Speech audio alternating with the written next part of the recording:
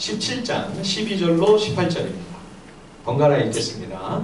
그러나 므낫세 자손이 그 성읍들의 주민을 쫓아내지 못하며 가나안 족속이 결심하고 그 땅에 거주하였더니 이스라엘 자손이 동성을 후에야 가나안 족속에게 노역을 시켰고 다 쫓아내지 아니하였더라. 요셉 자손이 여호수아에게 말하여 이르되 여호와께서 지금까지 내게 복을 주심으로 내가 큰 민족이 되었거늘 당신이 나의 기업을 위하여 한 제비 한 분깃으로만 내게 주심은 어찌함이니까 하니 여호수아가 그들에게 이르되 네가 큰 민족이 되므로 에브라임 산지가 내게 너무 좁을진데 브리스 족속과 르바임 족속의 땅 삼림에 올라가서 스스로 개척하라 하니라. 요셉 자손이 이르되 그 산지는 우리에게 넉넉하지도 못하고 골짜기 땅에 거주하는 모든 가나안 족속에게는 베스안과 그 마을들에 거주하는 자이든지 이스라엘 골짜기에 거주하는 자이든지 다 철병거가 있나이다 하니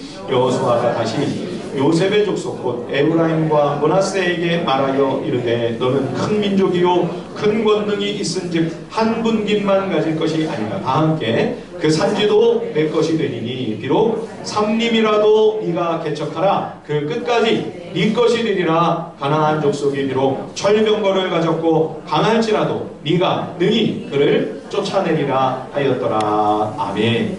예, 이스라엘 백성을 위한 약속의 땅 기업 분배가 시작이 됩니다.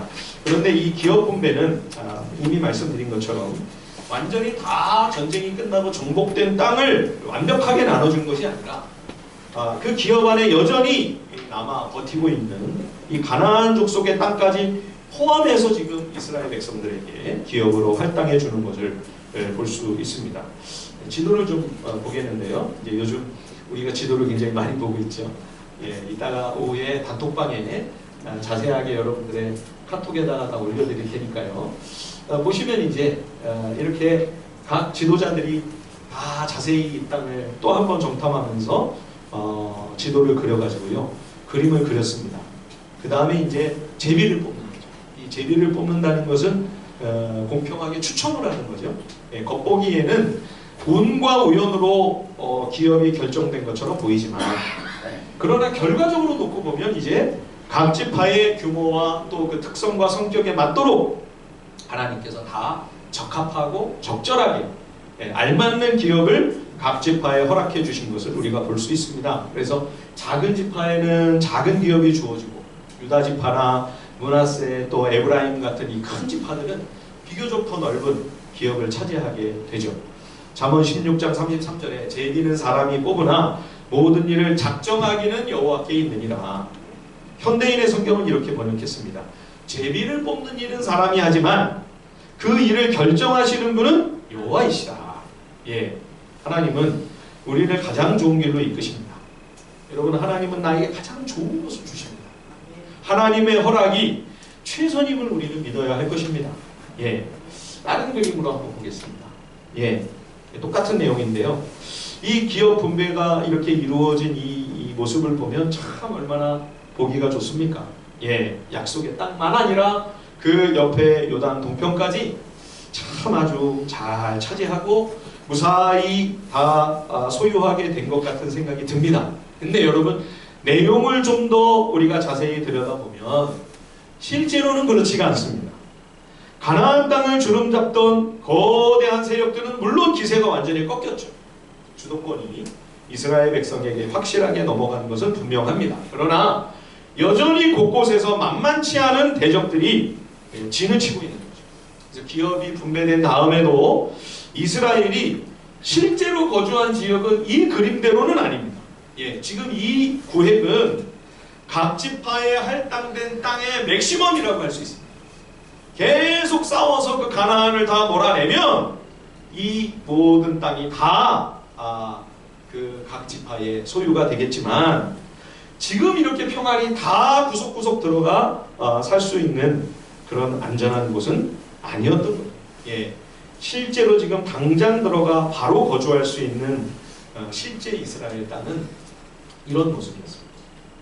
예, 자 여기 보십시오. 이렇게요 선 안에 들어있는 이 정도, 그렇죠? 요단 동편도 굉장히 아까는 넓어 보였지만 실제로는 그렇죠? 예, 요단 서편도 마찬가지입니다. 왜냐하면 지금 이 해안 쪽에는 다 강력한 대적들이 버티고 있어요. 예, 이 위에 두로 시돈, 그죠? 그리고 밑에는 블레셋 아닙니까? 그죠? 그러니까 이 해양으로 문물을 빨리빨리 수입을 해서 이쪽은 다 아직 이 뒤에까지 전부 청동기 시대인데 이 블레셋과 두로 시돈 지역에는 이미 철기 문명이에요. 앞서가는 거예요. 그러니까 문화나 문명뿐만 아니라 무기도 첨단 무기를 갖고 있겠죠. 예, 그래서 이쪽 두로 시돈뿐만 아니라 여기 보면 악십, 악고 그리고 이쪽 이 이스라엘 골짜기, 이스라엘 평원입니다. 예, 여기 보시면 무기또, 다낙 그리고 벳산까지. 예, 이쪽에 다 지금 강력한 대적들이 버티고 이쪽 블레셋도 여기 블레셋에 5 성읍들이 있잖아요. 그죠? 그래서 실제로는 지금 당장 안전하게 들어가서 거할 수 있는 땅은 이 정도다. 이 요단 동편도 마찬가지입니다. 마아갓이라든지 그술이라고 하는 이 가나안 족속들 아직도 버티고 있고요. 또 암몬, 모압, 에돔이 또 경계를 이루고 있죠. 그래서 굉장히 사실은 만만치 않은 적들과 대치하고 있고 심지어 예루살렘 같은 경우는 이 선안에 들어와 있는데도 요 안은 가나안 족속, 여부수 족속이 여전히 버티고 있어서 못 뺏었잖아요.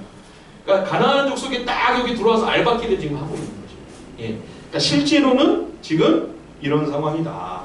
예, 그래서 아까 처음 이 지도를 봤을 때는 그죠? 굉장히 넓은 땅을 다 지금 소유하고 야, 이 므낫세 굉장히 넓다. 그죠? 유다도 뭐 그런 것 같은데 예, 실제로는 그렇지 않고 당장 들어가 살 땅은 생각보다는 그림보다는 훨씬 작았다. 그러니까 지금 오늘 본문에 이 에브라임과 므낫세가 왜 와서 이렇게 불평을 하고 있는지 인간적으로는 충분히 그 마음이 이해가 됩니다.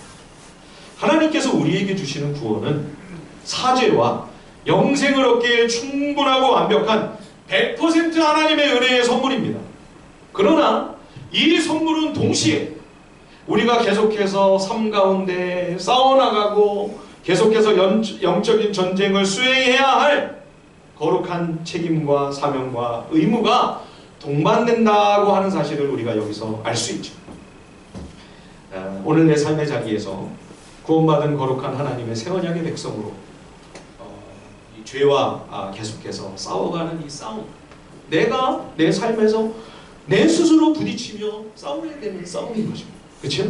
세상은 우리의 이 하나님의 자녀로서의 거룩한 정체성을 부정하고 그걸 잃어버리고 망각하거나 최소한 살짝 뒤로 밀어놓고 세상 사람들처럼 똑같이 욕심 부리면서 살라는 거예요. 우리에게 네가 뭐라고, 네가 무슨 용가리 통결하고, 예, 너도 그냥 똑같이 살아. 아니면 세상에서 하나님 모르는 사람들보다도 더 못한 삶을 살도록 우리를 거세게 압박하는 거예요.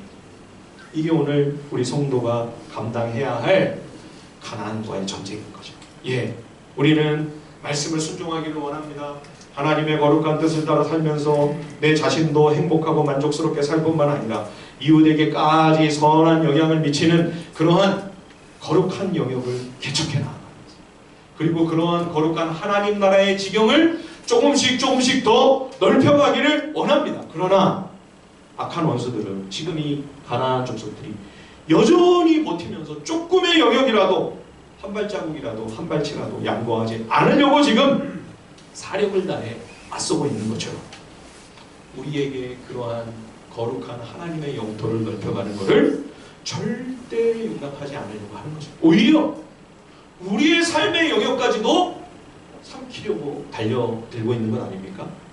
그러다 보니 지금 이스라엘 백성들이요, 처음에는 막 대단한 기세로 몰고 들어갔는데 지금 이제 점점 남은 싸움에서는 자꾸 소극적이 되고 그동안 7년여의 이 큰 전쟁을 치르기도 했으니 이제 지친 거죠. 예.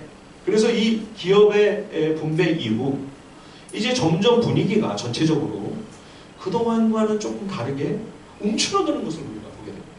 여호수아 13장에도 보면 요단 동편 이야기죠. 그술 사람과 마아갓 사람은 이스라엘 자손이 쫓아내지 아니하였으므로 그술과 마아갓이 오늘날까지 이스라엘 가운데 거하더라. 여기 얘기입니다. 예. 예, 여기 마아가 구술, 그죠? 요단 동편 원래 므낫세 지파의 큰 지경인데 이들이 이렇게 아직도 버티고 예, 안 물러나고 있는 거예요. 예, 여호수아 15장에도 예루살렘 거민 여부스 사람을 유다 자손이 쫓아내지 못하였으므로 여부스 사람이 오늘날까지 유다 자손과 함께 예루살렘에 거하니라. 이 예루살렘 다윗의 때까지 계속 가나안 족속들의 차지였습니다. 여호수아 16장에도 그들이 게셀에 거하는 가나안 사람을 쫓아내지 아니하였으므로 가나안 사람이 오늘날까지 에브라임 가운데 거하며 노역하는 종이 되니라. 예, 오늘 우리가 읽은 본문에 보면 에브라임 므낫세도 마찬가지입니다. 동일한 상황이죠. 자, 여호수아 17장 12절 한번 보십시오. 오늘 우리가 읽은 17장 12절 말씀입니다. 그러나 므낫세 자손이 그 성읍들의 거민을 쫓아내지 못하매 가나안 사람이 결심하고 그 땅에 거하였더니, 예, 므낫세가 쫓아내지 못하는 거예요. 그러니까 이 가나안 족속이 아예 작심하고 여기 눌러 앉자. 예, 므낫세가 갈렙처럼 만약 반드시 우리가 하나님을 의지하여 저들을 물리치고 약속된 기업을 우리는 다 차지하야만 하겠다고 두 팔 걷어붙이고 사생결단하고 나서면 가나안 족속이 이렇게 버티기 어렵죠. 그런데 꼭 저들을 물리치고 이 땅을 차지하겠다는 그런 절실함이 그렇게 크지 않았던 거죠. 이거를 대적들은 또 귀신같이 알아채죠. 예, 그래서 이거 할만하겠는데 작심을 하고 버티면서 예, 똘똘 더 뭉치는 거죠. 그러니까 므낫세 지파로서는 그러지 않아도 우리가 막 그렇게 목숨을 걸고 전쟁할 생각은 없었는데 적들이 더 필사적인 기세로 달려드니까 아, 이거는 안 되겠구나 이제. 그러면서 포기하고 물러서는 겁니다. 근데 이제 여기서 이상한 대목이 있어요. 좀 더 시간이 지나서 이스라엘의 수가 점점 더 많아집니다. 세력이나 힘이나 무력이나 군사력도 점점 더 강성해지는 거죠. 그러면 이제 지금쯤은 좀 충분히 해볼만 하겠다. 예, 그러면서 싸워야 되는데 전쟁을 할 생각이 없는 것 같아요. 예, 자 13절 한번 같이 한번 읽어보시겠습니다. 여호수아 17장 13절입니다. 다같이 시작. 이스라엘 자손이 강성한 후에야 가나안 사람에게 노역을 시켰고 다 쫓아내지 아니하였더라. 지금은 물리칠 수 있어요. 지금은 수도 더 많아지고 힘도 더 많이 생겼고 조건이 더 좋아졌어요. 그런데 안 싸워요. 여러분 이쯤 되면 못 쫓아내는 겁니까? 안 쫓아내는 겁니까? 예, 우리가 지금 도저히 힘이 없고 능력이 안 돼서 정말 싸워서 쫓아내고 싶은데 어쩔 수 없어 지금 못하고 있습니다. 그게 아니고요. 할 수 있는데도 안 하는 거죠. 왜 안 싸웠을까요? 이스라엘 백성들이 40년을 광야를 지나왔어요. 광야는 아무것도 없는 황무한 땅입니다. 그런 이스라엘 백성들이 가나안에 딱 정착을 했을 때 거기서 오랜 세월 정착하며 농경사회 문화를 일궈놓은 그 문명을 봤을 때 우리가 생각할 때는 별거 아닌 것처럼 생각되지만 이스라엘 백성들의 눈에는 얼마나 대단했을까, 얼마나 휘황찬란했을까.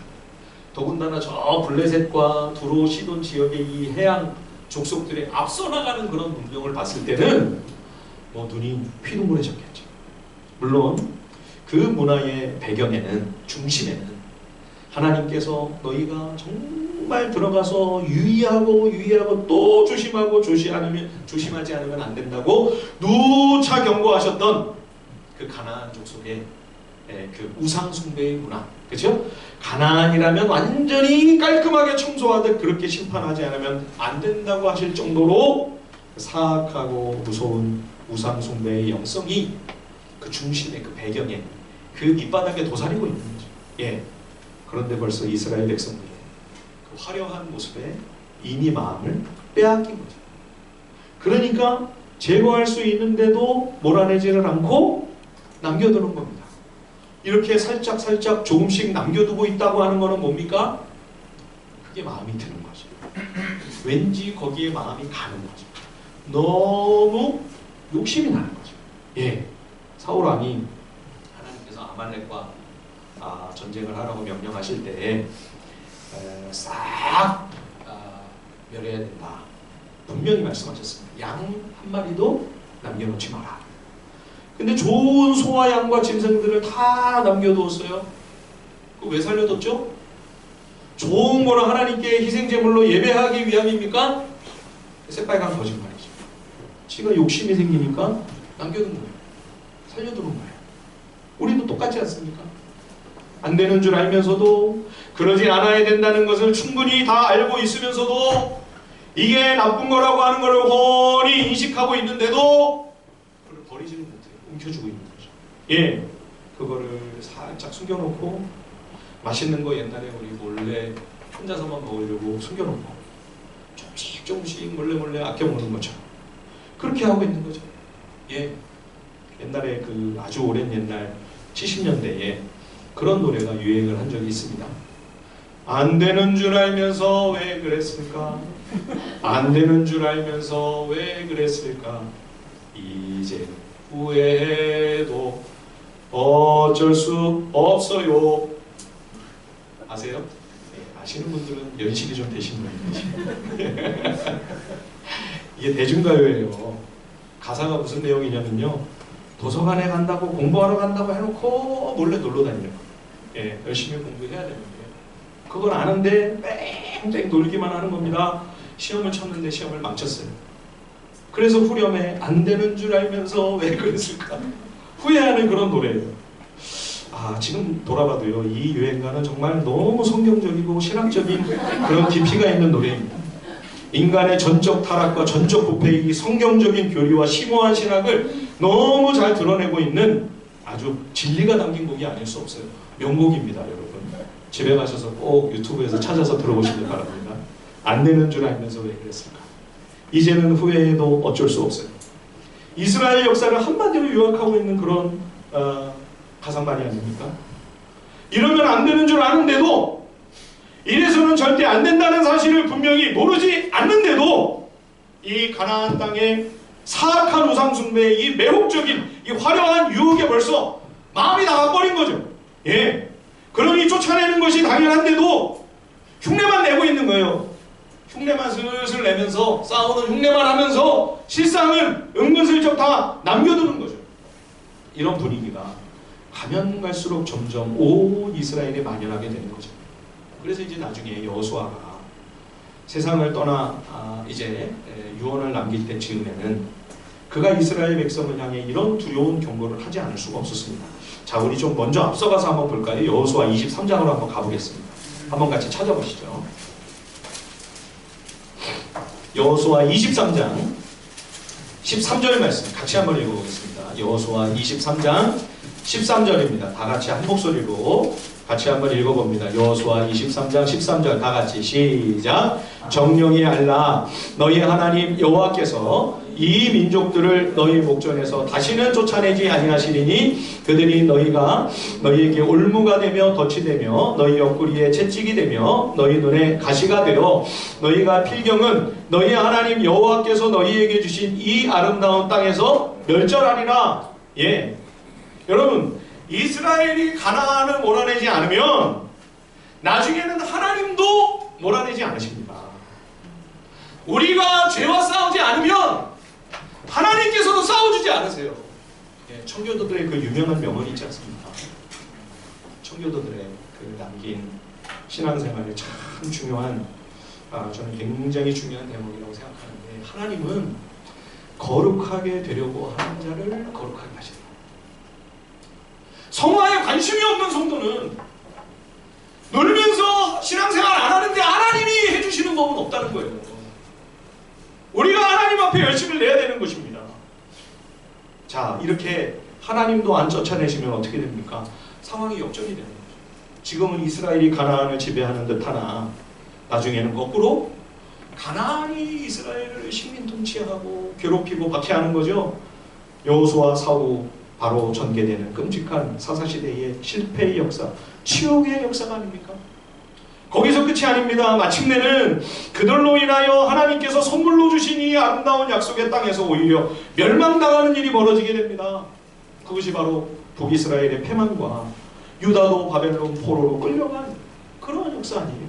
예, 여러분, 죄를 끊어내지 않으면 그 죄로 인하여 심한 고통과 괴로움을 겪게 되고 결국 죄에 삼켜져 절멸과 흑암 속으로 빠져들어가게 됩니다. 욕심이 잉태한 즉 죄를 낳고 죄가 장성한 즉 사망을 낳느니라. 예, 결단하지 않으면 절단납니다. 예, 더 늦기 전에 버려야 할 것을 빨리 버리십시오. 여러분, 정리해야 될 것이 있는데 아직도 움켜쥐고 계십니까? 청산하십시오. 속히 청산하시길 바랍니다. 안타깝게도 이 요셉 지파 므낫세와 에브라임은 마땅히 싸워야 할 싸움을 제쳐두고 지금 지도자에게 와서 기업이 좁다고, 우리는 이 지파의 규모에 비해 너무 작은 기업을 받았다고, 예, 불공평하다고 지금 원망하고 불평합니다. 물론 이 므낫세와 에브라임이 큰 지파에 속하죠. 둘을 합치면 유다 지파보다 크지 않습니다. 그리고 지금 이제 이스라엘 지도자 여호수아도 에브라임 출신이잖아요. 예, 에브라임과 므낫세는 또 형제잖아요. 그죠? 그러니까 같은 지파 출신 여호수아의 덕을 좀 입어보려고 지금 에브라임과 므낫세가 와가지고 기업을 좀 우리에게 더 달라고 어린애처럼 지금 떼를 쓰고 있는 거예요.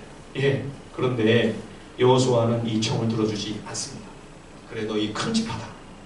그러니 만일 너희 기업이 협소하다면 오히려 너희 지경인 지경에 있는 가나안 족속, 브리스 족속의 땅과 르바임 족속의 땅으로 올라가서 개척해라. 책망하고 꾸짖죠. 자, 15절 우리 같이 한번 읽어볼까요? 여호수아 17장 15절 우리 한 목소리로 한번 같이 한번 크게 한번 읽어보겠습니다. 15절 시작. 여호수아가 그들에게 이르되 네가 큰 민족이 되므로 에브라임 산지가 내게 너무 좁을진데 브리스 족속과 르바임 족속의 땅 삼림에 올라가서 스스로 개척하라. 예, 여호수아가 참 얼마나 안타깝고 답답했을까요? 예, 앞서 유다 지파는 12지파 중에 가장 큰 지파입니다. 그런데 유다가 언제 와가지고 자신의 규모를 내세워서, 예, 넓은 기업을 요구했습니까? 반대로 갈렙이 앞장서서 험지 중에서도 가장 힘든 험지를 택하여 제일 차지하기 힘든, 그죠? 해발 900m가 넘는 그 높은 산성, 거기다가 거인들이 셋이나 지키고 있는 그 헤브론을, 이 산지를 내게 주소서. 예, 그러면서 용감하게 개척하러 갔잖아요. 예. 그런데 지금 이 므낫세와 에브라임은 크기와 규모를 앞세워 오히려 공평하지 않다면 특혜를 요구하는 거죠. 여호수아가 산지로 올라가 개척하라고 하니까 핑계만 대면서 순종하지 않습니다. 그 산지는 우리에게 넉넉하지 않고 너무 좁습니다. 좁은 게 아니에요. 그 산지에 누가 있냐면 르바임 족속이 있어요. 거인 족속이거든요. 그러니까 무서워서 지금 못 올라가는 거예요. 예. 이렇게 와서 기업이 별로라고 툴툴거리는 사람들은 지금 므낫세와 에브라임밖에 없습니다. 이후에 에브라임의 가는 길이 선하고 아름답지가 못합니다. 사사시대 이후 역사에서 에브라임의 길은 참 부끄럽고 아주 못났습니다. 예, 온 이스라엘을 선도해야 할 그러한 지파가 가장 골칫거리, 사고뭉치, 예, 문제아가 되는 거죠. 요즘에는 문제아라는 말을 잘 안 쓰더라고요. 예, 금쪽이라고 하더라고요. 금쪽이. 이스라엘 12지파 중에 금쪽이는 누구냐? 에브라임입니다. 예, 금쪽이로 전락해. 믿음으로 전진하며 개척하지 않는다면 우리의 신앙은 쇠락입니다. 우리의 영성은 내리막으로 향할 길밖에 없는 것이죠. 자, 에브라임과 므낫세가 여호수아에게 뭐라고 이유를 댑니까? 자, 16절을 한번 보십시오. 여호수아 17장 16절입니다. 요셉 자손이 이르되 그 산지는 우리에게 넉넉하지도 못하고 골짜기 땅에 거주하는 모든 가나안 족속에게는 벳산과 그 마을들에 거주하는 자이든지 이스라엘 골짜기에 거주하는 자이든지 다 철병거가 있나이다. 자, 아까 그 사진은 확대한 내용인데요. 여기 톡 튀어나온 데가 여기 갈멜산입니다. 예, 엘리야의 기적이 있다. 요 갈멜산부터 여기 이제 무기또고 여기 이제 다안악이고 그런데요. 여기 이쪽이 이제 다 산지죠, 그죠? 또 이쪽도 이제 산지가 많고요. 그 산지들 사이에 넓은 평원, 여기가 바로 이스라엘 골짜기입니다. 사실은 좁은 골짜기가 아니고요, 넓은 평원입니다. 이 땅이 얼마나 좋은 땅이겠어요? 그런데 이 갈멜에서 벳산에 이르는 이 이스라엘 평진, 이스라엘 평화, 이스라엘 골짜기를 철병거를 가진 강력한 가나안 족속들이 딱 지키고 있는 거예요. 그러니까 에브라임과 므낫세가 이거 무서워가지고 상대할 엄두를 못 내는 거예요. 예, 그래서 우리는 다른 더 넓은 땅이 필요하다고 묵소를 하는 겁니다. 그러나 여러분, 이제까지 우리가 여호수아와 이스라엘의 가나안 전쟁을 쭉 살펴봤습니다. 적들이 강성한 것이 문제의 본질이었습니까? 여리고가 크고 강한 성이라 정복을 못했습니까? 가나안의 5대 왕 연합군이라 적들의 수가 너무 많아서 이길 수가 없었습니까? 헤브론 산성이 너무 높아서 거기에 있는 골리앗 같은 용사가 한 명도 아니고 셋이라서 갈렙이 헤브론을 취할 수가 없었습니까? 다 핑계죠. 예, 이스라엘이 하나님 말씀에 순종할 마음이 있었다면, 이미 약속된 기업을 주를 의지하여 들어가 싸워 차지할 열정과 의지가 있었다면 대적이 문제가 안 되는 거죠. 예, 다만 두려워 도전하지 않는 것이죠. 예, 못하는 것이 아닙니다. 안 하고 있는 것입니다. 여러분, 한번 우리 삶에 생각해 보십시오. 정말 내가 못하고 있는 건가? 우리 교회가 못하고 있는 건가? 아니면 안 하는 것인가? 예, 여호수아는 한 번 더 에브라임과 므낫세를 향해 마지막으로 도전하는, 자, 17절 18절 같이 한번 읽어보실까요? 여호수아 17장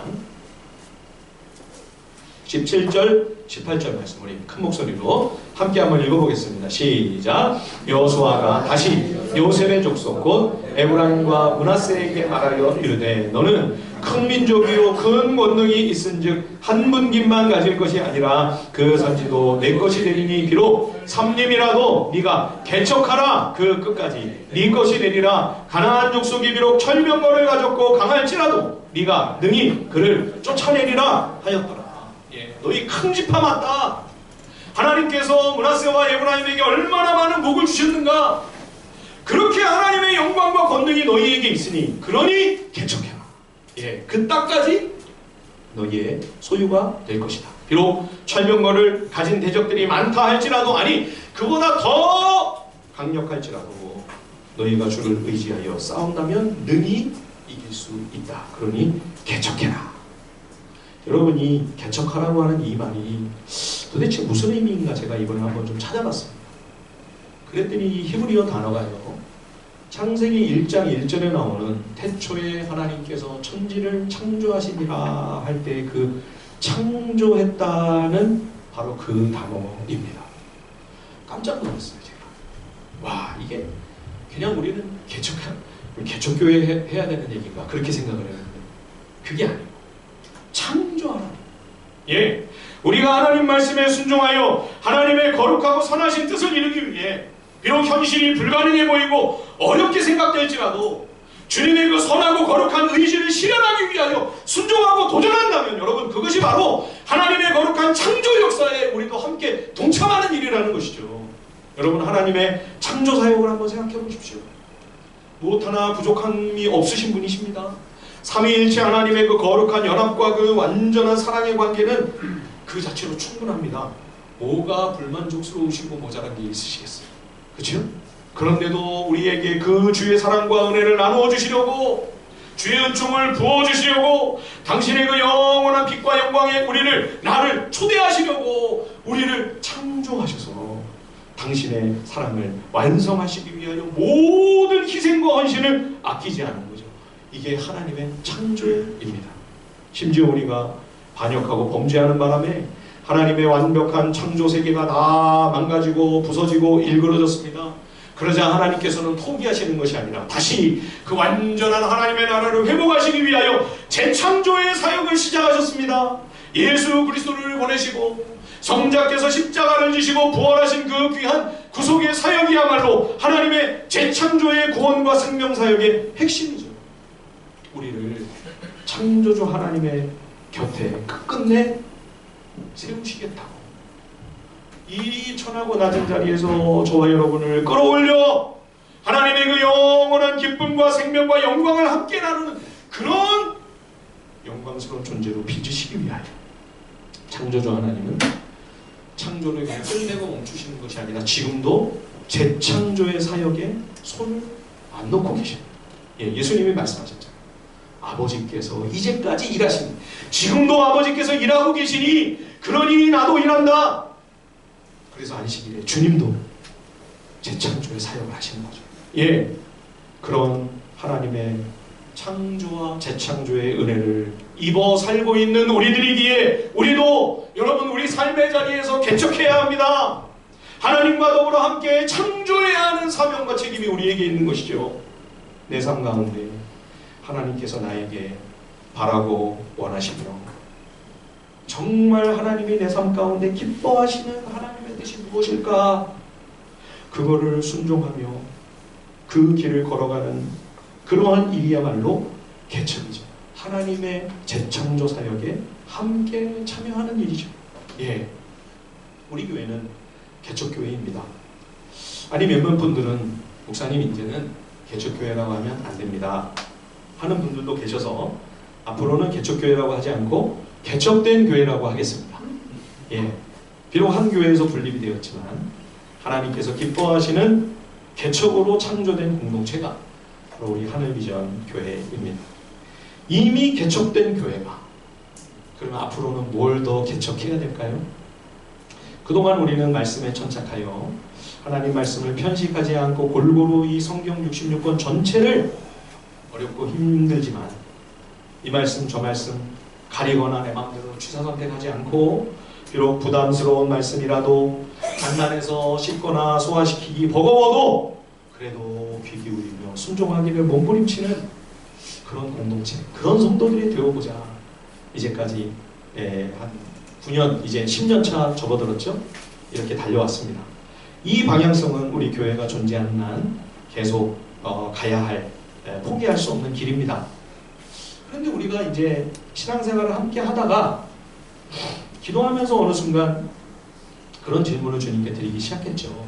주님, 왜 오늘날에는 교회 와서 구원받는 그런 회심의 역사, 거듭남과 중생, 진정한 회개의 역사를 잘 볼 수가 없습니까?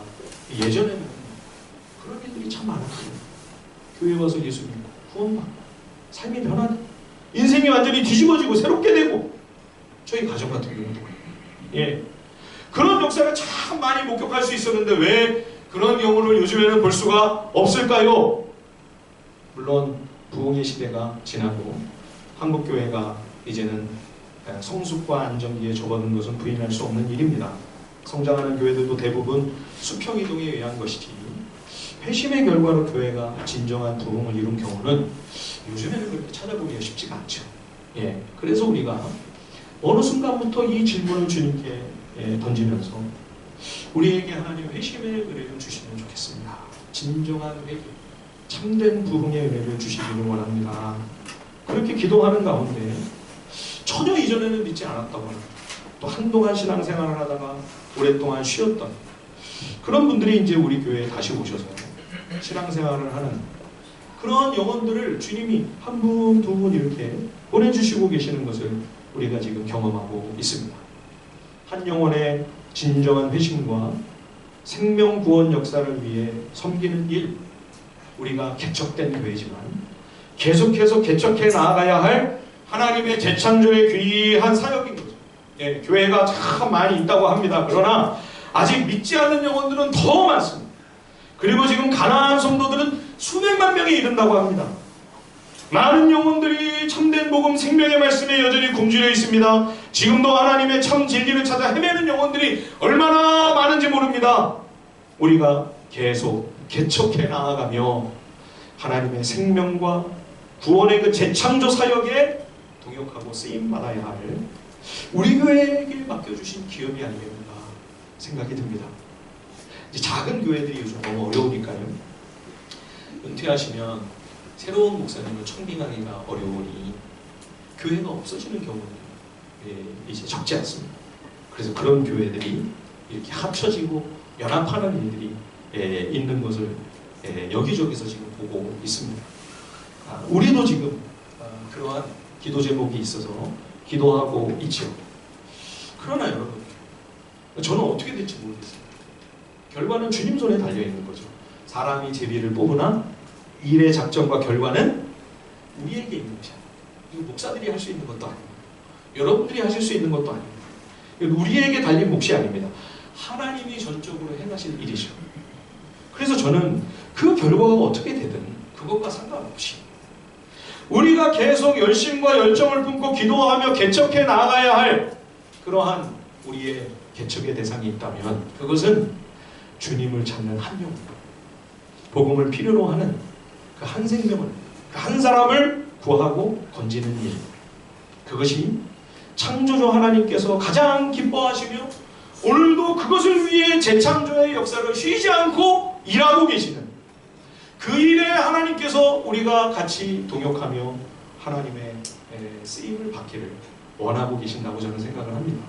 이것이 우리 교회가 앞으로도 계속해서 개척해 나아가며 하나님과 동역해야 할 거룩한 재창조의 사역인 거죠. 사랑하는 성도 여러분, 그거는 교회의 개척이고요. 예. 여러분들은 과연 여러분의 개인적인 가정과 그리고 내 개인의 삶, 내 개인의 인생에서 과연 하나님이 여러분을 통해 어떤 개척을 해 나가기를 원하고 계실까요? 창조주 하나님께서 재창조의 사역을 계속해 나가십니다. 여러분의 인생, 여러분의 삶을 통하여 하나님이 이루시려고 하시는 그 하나님의 선하고 거룩한 뜻, 그 개척은 과연 무엇입니까? 갈렙이 헤브론을 향해 그 헤브론을 꼭 집어서 이렇게 이야기를 했죠. 이 산지를 내게 주소서. 이 말이 무슨 말인지 모를 때는 우리가 옛날에 부동산을 두고도 이렇게도 많이 했죠. 주여 이 땅을 막 이러면서 땅 밟기 하면서 막 여러분 다시 한번 하나님 말씀이 뭘 우리에게 원하고 요구하고 있는지를 그 주님의 음성을 더 깊이 들으실 수 있기를 바랍니다. 갈렙이 헤브론을 향하여 이 산지를 내게 주소서. 그러면서 기도하면서 하나님을 의지하여 믿음으로 용감하게 싸우면서 나아갔어요. 여러분, 여러분의 헤브론은 어디입니까? 여러분의 산지는 무엇입니까? 꼭 중요한 대목이세요. 조시는 분이 없도록. 그렇죠? 괜찮습니다. 끄시면 돼요. 우리의 산지, 나의 산지, 나의 헤브론. 어떤 분에게는 가정이 될 수가 있고, 어떤 분에게는 아내나 내가 더 선한 영향력을 미쳐야 할, 거룩한 영향력을 미쳐야 할 남편이 될 수도 있고, 또 전도 대상자일 수도 있고, 그렇죠? 또 여러분들의 삶의 어떤 영역, 그 삶의 현장에서의 어떤 구조, 제도, 그렇죠? 모르겠어요, 저. 하나님과 여러분들의 관계입니다. 여호수아서에 이제 말씀이 얼마 안 남았는데 이 남은 말씀들을 묵상하시면서 이 기도 제목을 가지고 여러분 한 분 한 분 각자가 주님 앞에 나아가시면 좋겠습니다. 주님, 나의 산지는 뭡니까? 내가 일평생 갈렙처럼 내 눈에 흙이 들어오는 그 마지막 순간까지 개척해 나가야 할 나의 산지는 무엇입니까?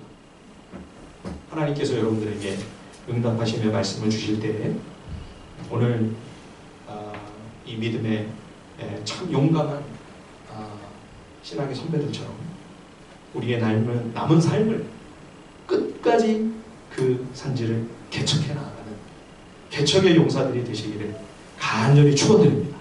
내 남은 인생을 그 모든 순간을 하나님의 거룩하고 역동적인 이 재창조의 사역에 동참하여 하나님과 행복하게 동역하면서 끝까지 내 인생 그 마지막 순간까지 주님 손에 붙들려 쓰임받는 개척의 사람들, 창조주 하나님의 거룩한 동역자들이 다 되실 수 있기를 우리 주님의 이름으로 축원드립니다. 이 시간 우리 함께 찬양하고요, 주님 앞에 주신 말씀 붙들고 함께 기도합니다. 아까 우리 불렀던 마지막